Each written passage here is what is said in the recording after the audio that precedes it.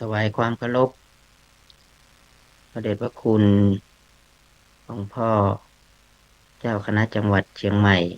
หลวงพ่อรองเจ้าคณะจังหวัดเชียงใหม่คณะสงฆ์พระเถรานุเถระครูบาอาจารย์ที่เคารพทุกท่านขอกราบถวายความเคารพอาจารย์พระครูโสพลปริยัติด็อกเตอร์ได้เมตตาอำนวยความสะดวกในการเปิดระบบวันนี้ขอเจริญพรญาติโยมสาธุชนทุกท่านที่ได้รับชมรายการธรรมะรับอดุลในเช้าวันนี้วันนี้เป็นวันที่อ่าวันอาทิตย์วันอาทิตย์เดือนตุลาคม2568ซึ่งเป็นฤดูแห่งการออกพรรษาครับเพิ่งผ่านมาดังนั้นช่วงนี้ทุกท่านก็ได้เป็นช่วงงานโดยเฉพาะยิ่งก็เป็นงานทำบุญอ่าอุทิศส่วนกุศลนะครับที่เราเรียกกันการถวายอ่าสลากพัดเป็นฤดูแห่งการทำบุญกฐินนะครับเมื่อพระสงฆ์ได้จำพรรษาครบฤดูก็จะได้อ่าอานิสงส์หลายที่ต่างๆก็มีงานบุญกฐินกันครับรายการธรรมรับอดุลเช้านี้อาตมาภาพพระวิสิทธิตวิสิทธโธนำรายการธรรมรับอดุลโดยความมอบหมายจากรองอธิการบดีมหาวิทยาลัยมหาจุฬาลงกรณราชวิทยาลัยวิเขตเชียงใหม่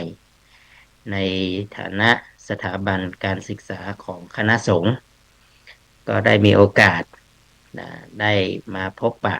กับผู้ฟังรายการผู้ชมรายการของรายการธรรมะรับอดุลเป็นประจำนะครับร่วมกับพระเถรานุเถระครูบาอาจารย์สลับผับเปลี่ยนกันมาครับส่วนธรรมภาพก็คงจะพูดถึงเรื่องของการจัดการศึกษาในมหาวิทยาลัยเป็นหลักก็เป็นโอกาสที่จะได้คุยเรื่องการศึกษากับการพัฒนาสังคมโดยเฉพาะยิ่งในมหาวิทยาลัยเราครับตอนนี้ก็ได้มีการพัฒนาทั้งการศึกษารับผิดชอบเรื่องการผลิตบัณฑิตบริการวิชาการแก่สังคมวิจัยทำนุบำรุงศิลปะวัฒนธรรมอันนี้เป็นพันธกิจหลักครับแล้วก็มีการพัฒนามหาวิทยาลัยโดยเฉพาะยิ่งก็ของมหาวิทยาลัยมหาจุฬาลงกรณราชวิทยาลัยวิเขตเชียงใหม่ครับก็มีการพัฒนาเรื่องของสถานที่ตอนนี้เราก็ขยับย้ายเคลื่อนย้ายมาการจัดการศึกษากันที่อำเภอลอยสะเก็ดตำบลป่าเมี่ยงที่แห่งใหม่นะครับมีพื้นที่อยู่ประมาณ900กว่าไร่ครับที่เป็นหุบเขาแห่งความสุขอยู่กับธรรมชาติเป็นการจัดการศึกษาเพื่อดูแลสิ่งแวดล้อมแล้วก็ธรรมชาตินั้นก็มีการพัฒนาในการที่จะมีการพัฒนาสถานที่นะครับควบคู่ไปกับการศึกษาถ้าเราพูดถึงเรื่องการศึกษาถือว่าเป็นเรื่องสำคัญนะครับเป็นปัจจัยที่สำคัญอย่างยิ่งถ้าตามหลักพระพุทธศาสนาเราก็จะบวชมาก็เพื่อศึกษาที่เราเรียกว่าศึกษาไตรศึกษาศึกษาเรื่องของศีลสมาธิปัญญานะครับเราจะจัดการศึกษา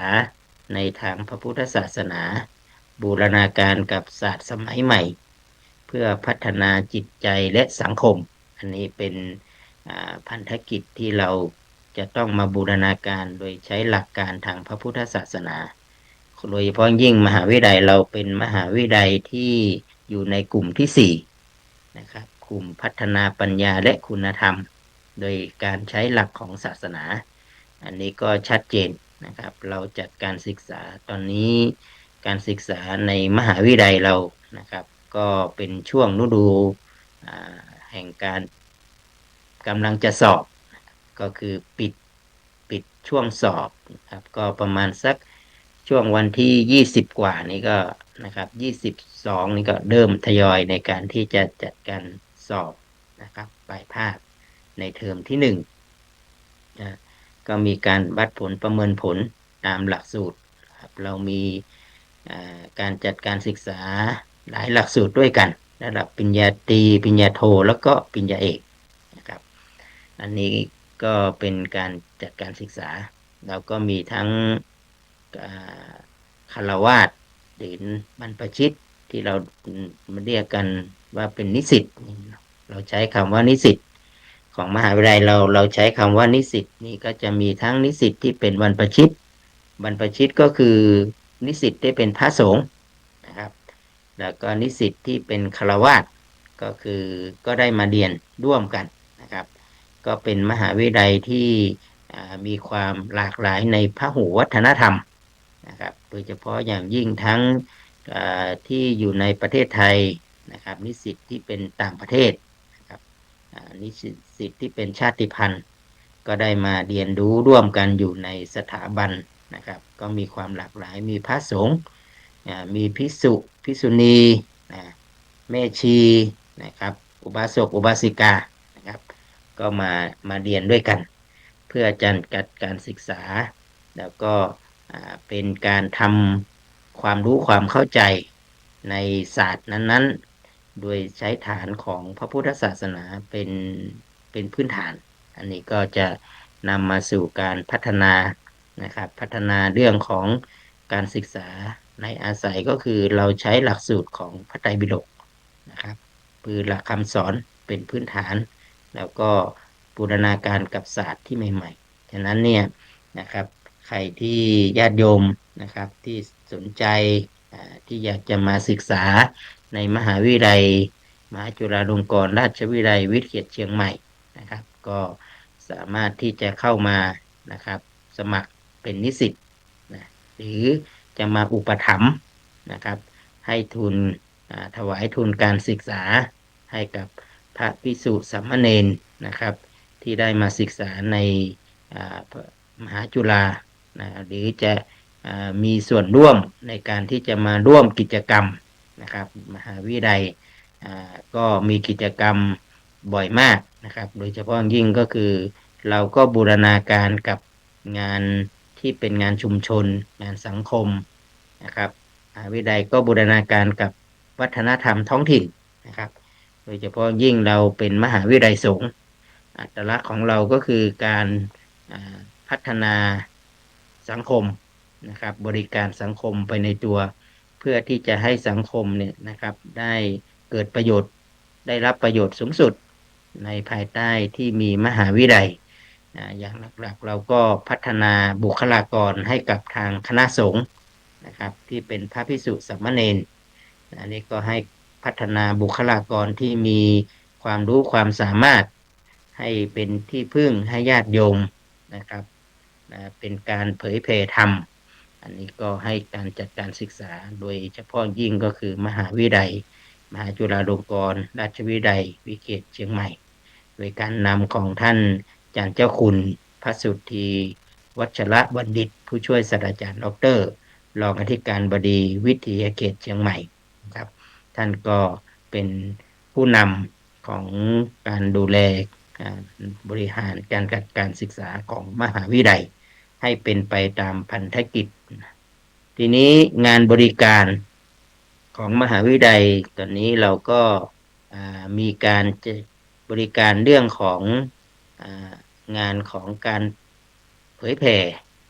โดยเฉพาะยิ่งก็คือเรื่องของการศึกษาสงเคราะห์นะครับมีพระสอนศีลธรรมมีงานที่อยู่ในเรื่องของพระบัณฑิตอาสาที่อยู่ในพื้นที่ตามธุรกันดารเผยแผ่ธรรมนะครับมีพระสอนศีลธรรม อันนี้เป็นพระบัณฑิตก็เป็นพระสอนศีลธรรมไปด้วยนะครับเราดูแลในจังหวัดเชียงใหม่กับจังหวัดแม่ฮ่องสอนนะครับมีพระสงฆ์ที่เป็นพระอ่าสอนศีลธรรมนะครับอยู่ประจำโรงเรียนเพื่ออ่าเป็นผู้เผยแผ่เป็นผู้อบรมสั่งสอนเด็กและเยาวชนในสถานศึกษาก็มีจำนวน350กว่ารูป350กว่าโรงเรียนในสใน2 จังหวัดอย่างนี้ก็เป็นบทบาทของพระสอนศีลธรรมนะครับเดี๋ยวเราก็จะมีการประชุมอ่าปฐมนิเทศพระแล้วก็พัฒนาศักยภาพร่วมกับทางเครือข่ายโดยเฉพาะยิ่งอ่าพระเดชพระคุณหลวงพ่อเจ้าคณะจังหวัดเชียงใหม่ครับได้มอบหมายให้พระเดชพระคุณ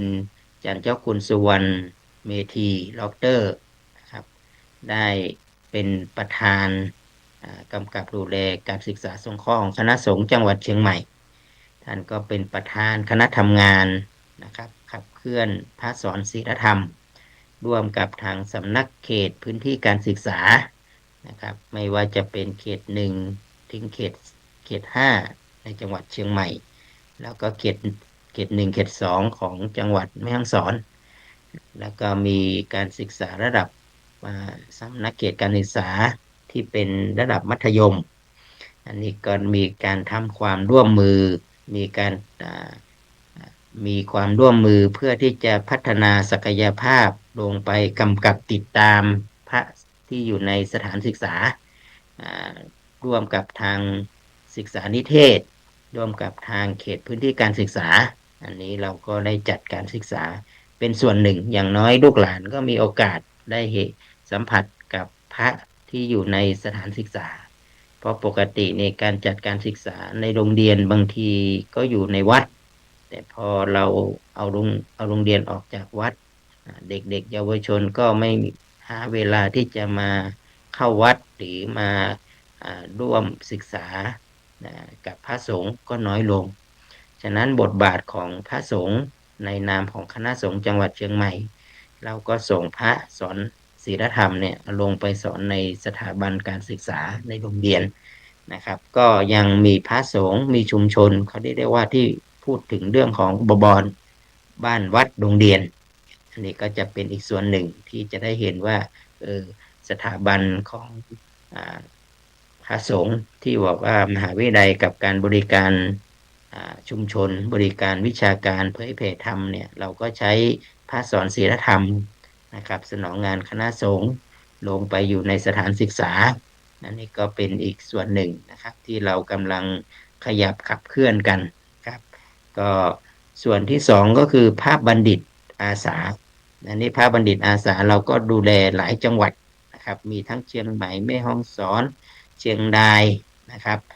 พะเยาบางทีก็เพราะว่าเป็นพระบัณฑิตเนี่ยนะครับในพื้นที่ธุรกันดารพื้นที่ที่เป็นชาติพันธุ์นะครับเราก็ส่งพระที่เป็นพระบัณฑิตนะครับในมหาวิทยาลัยทั้งหมดเนี่ยนะครับประมาณ40กว่าแห่งเนี่ยทั่วประเทศนะครับก็มีอยู่ที่เดียวนะครับมี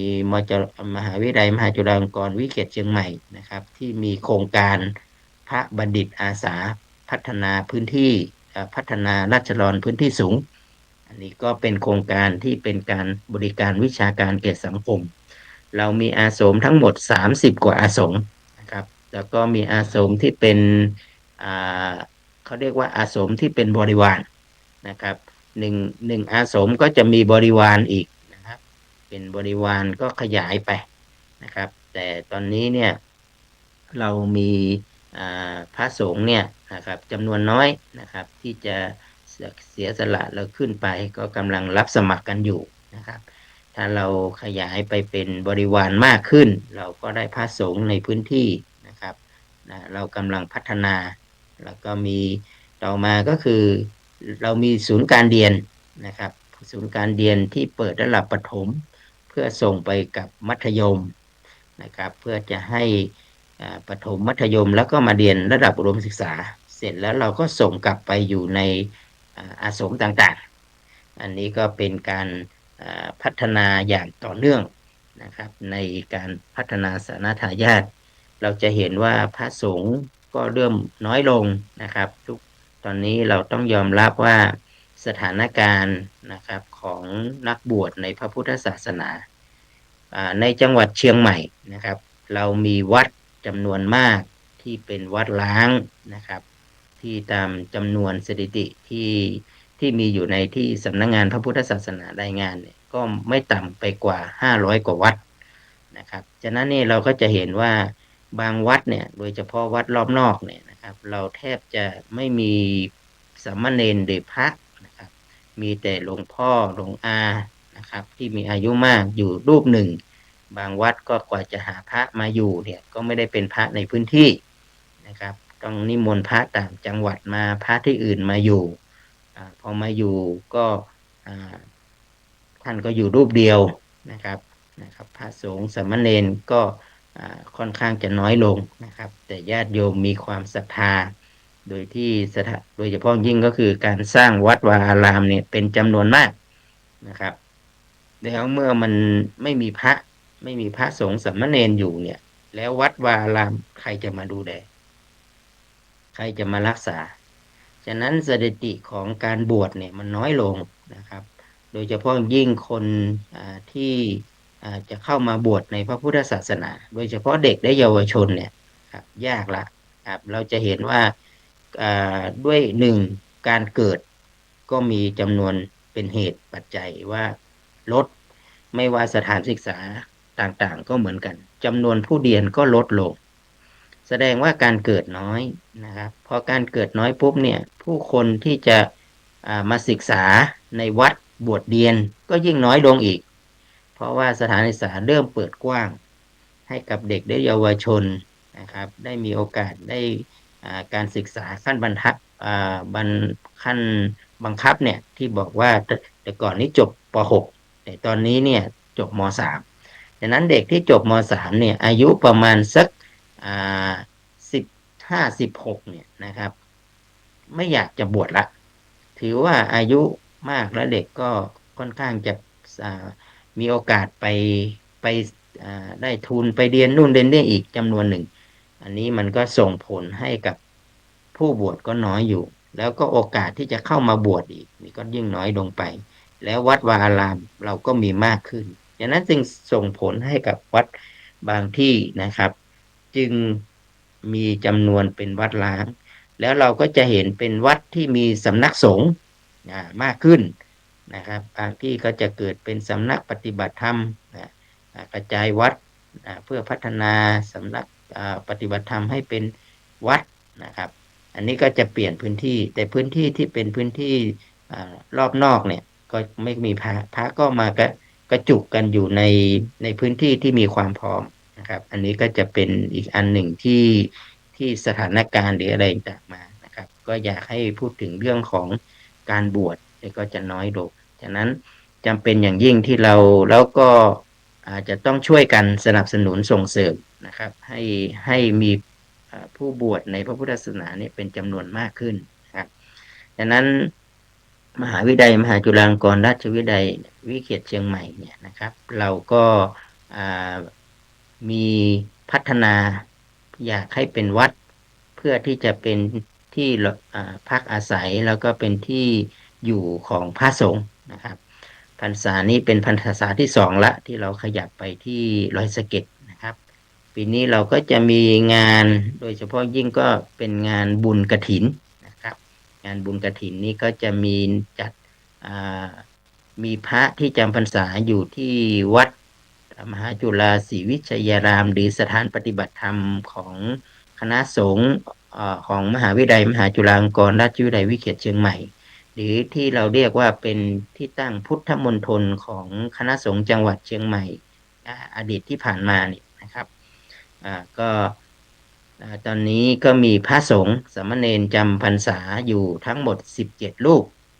นะครับ17รูปในพรรษานี้ก็จะมีการทำบุญทอดกฐินในวันเสาร์ที่18ตุลาคมนะครับ 2568เวลาอ่า ตอนบ่ายโมงนะครับทอดณสถานปฏิบัติธรรมมหาวิทยาลัยมหาจุฬาลงกรณ์วิเขตเชียงใหม่ที่ตำบลป่าเมี่ยงหรือที่วัดมหาจุฬาศรีวิชัยรามนะครับถ้าญาติโยมท่านใดนะครับอยากจะร่วมบุญกับมหาวิทยาลัยนะครับจะร่วมบุญกับนิสิตนักศึกษาคณาจารย์นะครับก็ขอเชิญญาติโยมนะครับเราจะมี2 วันก็คือวันที่17นะครับเวลาตอนบ่ายก็ช่วงจะมีตอนกลางคืนก็มีพิธีสมโภชนะครับมีการสวดมนต์ปฏิบัติธรรมนะครับแล้วก็มีการเตรียมความพร้อมฉลองกฐินนะครับก็มีตั้งแต่บ่าย3 โมงนะครับถึง2 ทุ่มนะครับที่มาแล้วก็วันที่18ตอนบ่ายก็จะมีการทอดนะครับก็จะมีการสมโภชองค์กฐินนะครับที่มหาจุฬาดังนั้นญาติโยมท่านใดที่อยากจะร่วมบุญร่วมกุศลร่วมสนับสนุนให้มีสาณทายาทให้มีเป็นทุนการศึกษาให้กับพระสงฆ์สามเณรที่มาศึกษาในมหาวิทยาลัยมหาจุฬาลงกรณราชวิทยาลัยวิเขตเชียงใหม่ญาติโยมก็สามารถสนับสนุนร่วมบุญกฐินในคราวครั้งนี้ตามกำลังศรัทธาที่โดยเฉพาะยิ่งก็คืออยากให้คุณโยมได้มีโอกาสได้เดินทางมาเยี่ยมชมในสถานศึกษาแห่งนี้ครับที่เราเรียกว่าหุบเขาแห่งความสุขมีเป็นบรรยากาศที่ร่มรื่นนะครับแล้วก็เราเข้าไปแล้วก็เป็นธรรมชาตินะครับเป็นพื้นที่ที่เหมาะแล้วก็อุดมสมบูรณ์ไปด้วยพยาป่าไม้เนาะแดงน้ำนะครับอุดมสมบูรณ์ด้วยความเป็นทรัพยากรโดยเฉพาะยิ่งก็เป็นพื้นที่นะครับที่เราควรจะรักษาเราช่วยกันดูแลรักษาเอาไว้นะครับอันนี้ก็ทางป่าไม้ก็ได้มอบให้กับมหาวิทยาลัยเป็นผู้ดูแลจัดการเอาไว้เป็นสถานที่ศึกษาแล้วก็เป็นสถานที่ปฏิบัติธรรมนะครับเป็นที่รองรับของผู้คนที่ได้เดินทางมาครับก็อยากจะให้คุณโยมได้มีโอกาสมีส่วนร่วมในบุญในกุศลในข่าวครั้งนี้ร่วมกันนะครับการบุญกฐินถือว่าเป็นบุญใหญ่เพราะว่าเรามีโอกาสนะครับทำบุญก็ปีละครั้งนะครับที่ทอดกฐินโดยเฉพาะยิ่งก็คือเราออกพรรษานะครับเราก็สามารถมีระยะเวลาด้วยนะครับไม่เกิน1 เดือนฉะนั้นเราจะทำบุญช่วงที่เป็นการเวลานะครับการเวลาเฉพาะแล้วก็ปีหนึ่งเนี่ยมีการทอด1 ครั้งฉะนั้นนี่เราก็รักษาประเพณีวัฒนธรรมแล้วก็ได้ใช้โอกาสนี้นะครับได้เป็นพัฒนาสนับสนุนส่งเสริมสาณทายาทในพระพุทธศาสนานะครับสนับสนุนเรื่องการศึกษาเปิดโอกาสให้ทุกคนนะครับได้เข้ามามีส่วนร่วมในการพัฒนานี่ก็จะทำให้พระพุทธศาสนาของเราเป็นศาสนาที่จันดงไว้นะครับซึ่งเป็น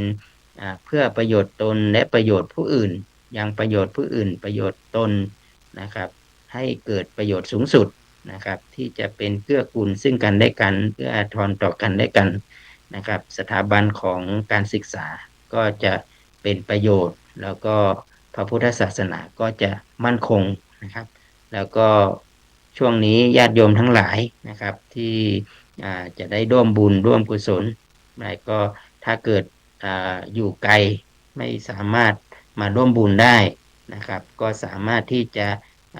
ร่วมทำบุญผ่านนะครับวันนี้ก็มีผ่านบริจาคมาทางนี้แล้วก็ขอให้ญาติโยมได้แจ้งรายชื่อนะครับหรือทางมหาวิทยาลัยก็จะได้ออกใบอนุโมทนานะครับให้ญาติโยมเป็นหลักฐานในการทำบุญในข่าวครั้งนี้ครับหรือญาติโยมอยู่ใกล้ตรงไหนนะครับช่วงนี้ก็เป็นงานบุญงานกฐินธรรมภาพก็ขอเชิญชวนญาติโยมได้มีโอกาสได้ร่วมบุญงานบุญกฐินใกล้ๆหรือที่เราได้อยู่หรือ สะดวกครับช่วงนี้ก็เป็นงานบุญกุศลของเรื่องของกฐินก็สามารถที่จะร่วมบุญร่วมกุศลกันได้นะครับพอมาถึงตรงนี้นะครับเรื่องของการศึกษากับเรื่องของการทำบุญนะครับญาติโยมที่อ่าเป็นรายละเอียดของการทำบุญในวันที่17เนี่ยนะครับเราก็จะมีการสมโภชมีดนตรีแบบล้านนาเนาะศิลปะของการแสดงของนิสิตนักศึกษานะครับที่ต่างวัฒนธรรมพหุวัฒนธรรมร่วมกันนะครับแล้วก็นิสิตก็จะมีการมาร่วมกันแสดงออกซึ่งความสามารถนะครับในมีการสวดเพื่อเป็นการสมโภชขององค์กฐินมีการสวดธรรมจักรนะครับปฏิบัติธรรมเป็นการสมโภชอันนี้ก็จะเป็นโอกาสที่จะได้มาร่วมกันปฏิบัติธรรมไปด้วยนะครับในวันที่17นะครับตั้งแต่เวลา15นาฬิกาเป็นต้นไปเนี่ยคณะนิสิตนักศึกษาก็จะได้ร่วมกันแห่ขบวนของต้นกฐินแล้วก็มีการแสดงจากนั้นก็เป็นวันที่ช่วงตอนเช้านะครับเราก็จะมีพิธีปลูกป่านะครับแล้วก็มีเรื่องของการระลึกถึงรัชกาลที่5วันปิยะมหาราชนะครับก็จะมาจัดช่วงตอนเช้ามีการวิ่งนะครับมีการวิ่งทางองค์การบริหารส่วนจังหวัดเชียงใหม่ร่วมกับมหาวิทยาลัยแล้วก็ร่วมกับเครือข่ายสถาบันการศึกษาจัดงานวิ่งนะครับเพื่อถวายสมโภชในงานกฐินในข่าวครั้งนี้ช่วงตอนเช้าเสร็จแล้วเราก็ตอนบ่ายก็จะมีการทอดกฐินเป็นลำดับไปโอกาสนี้เวลาของธรรมะรับอดุลก็ได้นำมาหมดเวลาช่วงโอกาสที่ญาติโยมทั้งหลายนะครับก็ขอขอบคุณอนุโมทนากับญาติโยมที่ได้ร่วมกันรับชมแล้วก็ได้ร่วมกันดูเรื่องฟังธรรมะรับอดุลในตอนเช้าในวันนี้ขอกราบขอบพระคุณนะครับพระเถรานุเถระครูบาอาจารย์โดยเฉพาะยิ่งอาจารย์พระครูโสพลปริยัตินะครับเป็นผู้ดูแลรายการแล้วก็เป็นผู้ดูแลเรื่องของระบบในคราวนี้แล้วก็ให้โอกาสทางมหาวิทยาลัยมหาจุฬาลงกรณราชวิทยาลัยวิเขตเชียงใหม่ได้มีโอกาสได้มาพบปะกับทางคณะสงฆ์ญาติโยมที่ได้รับชมรายการธรรมรับอดุลนะครับในโอกาสหน้าก็คงจะได้มีนำเรื่องราวนำสิ่งที่เป็นประโยชน์แล้วก็เป็นสิ่งที่ทางมหาวิทยาลัยนะครับได้ทำงานได้ปฏิบัติได้ประพฤติปฏิบัติแล้วก็พัฒนาชุมชนสังคมมาเล่าสู่กันฟังเผื่อมีโอกาสญาติโยมจะได้มีโอกาสได้มาเยี่ยมชมที่มหาวิทยาลัยมหาจุฬาลงกรณราชวิทยาลัยวิเขตเชียงใหม่ตำบลป่าเมี่ยงอำเภอเมืองจังหวัดอำเภอเมืองอำเภอลอยสะเก็ดจังหวัดเชียงใหม่เป็นลำดับต่อไปการนี้ขออนุโมทนากับญาติโยมทุกท่านสุดท้ายนี้ก็ขอให้ความสุขความเจริญสิ่งดีงามทั้งหลายจงบังเกิดแก่ญาติโยมทุกท่านทุกคนเทินขอเจริญพร